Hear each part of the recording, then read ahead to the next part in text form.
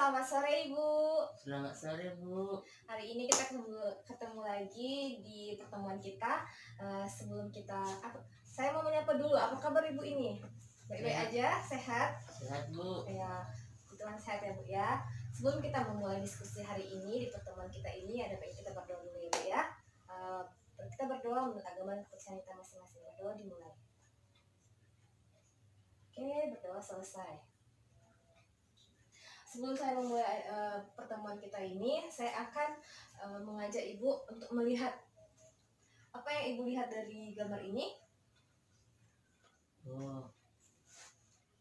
Gali lubang, tutup lubang dengan pengelolaan uang yang tepat. Ya, ini bacaan ya Bu ya.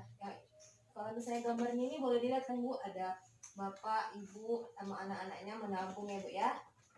Ya Bu. Oke, jadi dari gambar ini udah tahu topiknya tentang apa kan Bu? Ya Bu.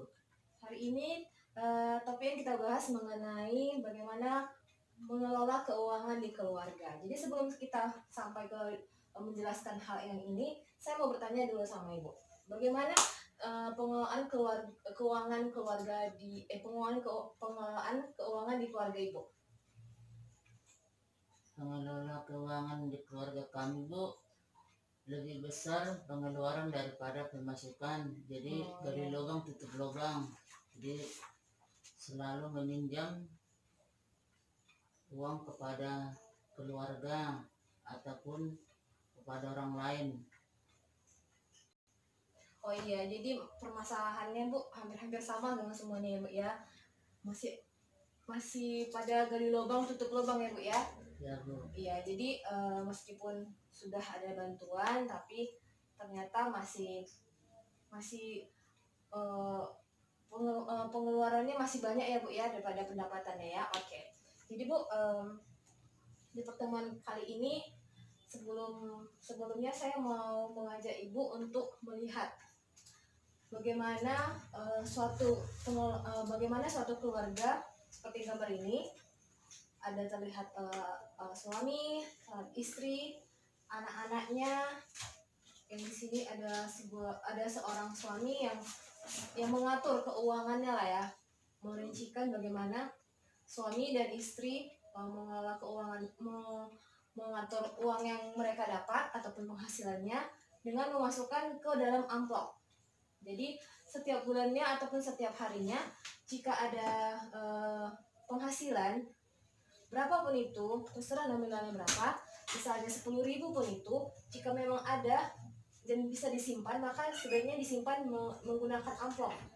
Jadi dipisah-pisahkan ya Bu ya, coba dipisah-pisahkan antara uang untuk masak, uang belanja, uang untuk bayar listrik, ataupun uang sekolah. Nah setelah itu uang yang tadi yang telah disimpan itu bolehlah untuk digunakan sebaik-baiknya. Artinya uang yang tadi kalau memang untuk bayar listrik, jangan digunakan untuk hal-hal yang lain, ataupun kalau untuk ke dapur jangan digunakan untuk hal yang lain. Itu seperti ini Bu ya, rencanakan dan kendalikan penggunaan uang bersama keluarga. Jadi suami harus dilibatkan ya Bu ya. Ya Bu. Jangan hanya ibunya aja, nanti ibunya pening mikirkan itu semua. Kemudian setelah direncanakan penggunaan uang tadi, maka harus diajak anaknya juga. Anaknya juga harus dibiasakan untuk menabung. Jadi kalau misalnya ayah dan ibunya sudah merencanakan penggunaan uangnya bersama-sama, maka diajak anaknya ini juga diajak untuk belajar hemat, untuk menabung supaya disiplin.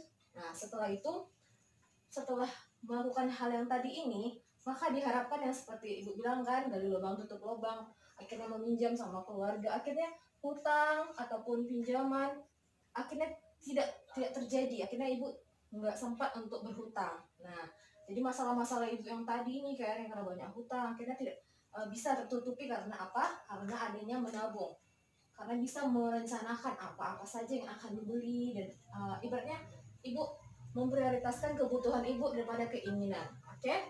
Selanjutnya Bu, boleh kita melihat ini. Sebelum meminjam, jika memang terdesak, bolehlah meminjam Bu, nggak mungkin dilarang kan. Saat terdesak, sebaiknya Ibu memikirkan untuk apa yang meminjam uang.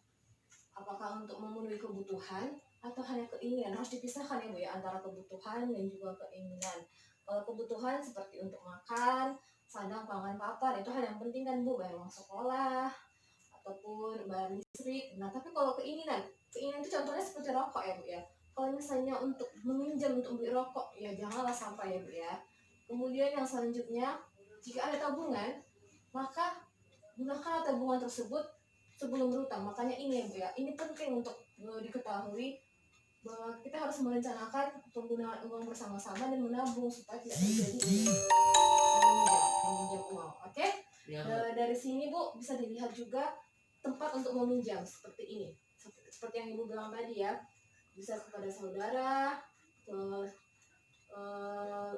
ke bank, tapi jangan sampai meminjam ke rentenir ya Bu ya, karena rentenir itu kan Bu lebih banyak ya uang bunganya daripada uang yang Ibu pinjam. Nanti Ibu akan kesulitan untuk membayar kembali. Oke Bu? Ya, Bu. Oke. Jadi dari pertemuan kita hari ini, saya pikir dan saya harap Ibu dapat bisa kemudian hari untuk terlepas dari kebiasaan gali lubang tutup lubang. Jadi Ibu bisa merencanakan keuangan Ibu dengan baik bersama dengan suami dan juga mengajak anak untuk bisa menabung bersama sehingga yang tadinya Ibu mau meminjam akhirnya tidak terjadi. Oke Bu? Ya, Bu. Ada yang mau ditanyakan lagi Bu di sini? Nggak ada lagi, Bu. Oke. Jelas. Jadi untuk kesimpulannya hari ini boleh nggak Ibu ceritakan apa kesimpulan dari pertemuan kita hari ini? Kita keluarga harus bisa menyimpan uang dengan menyisihkan apa yang perlu, misalnya keperluan dapur disisihkan, pembayaran listrik disisihkan, pembayaran uang sekolah disisihkan, mana yang perlu. Misalnya jangan kita meminjam uang sebagai poya-poya, misalnya beli rokok, jajan sama yang lain. Jadi harus kita biasakan menabung dengan disiplin. Apabila kita meminjam uang sama orang lain atau kerabat kita, ya haruslah sama bank ataupun keluarga, jangan sama rentenir. Sama rentenir kan besar bunganya. Oke Bu. Terima kasih Bu ya, Ibu sangat pandai sekali. Akhirnya kita sampai pada penutupannya.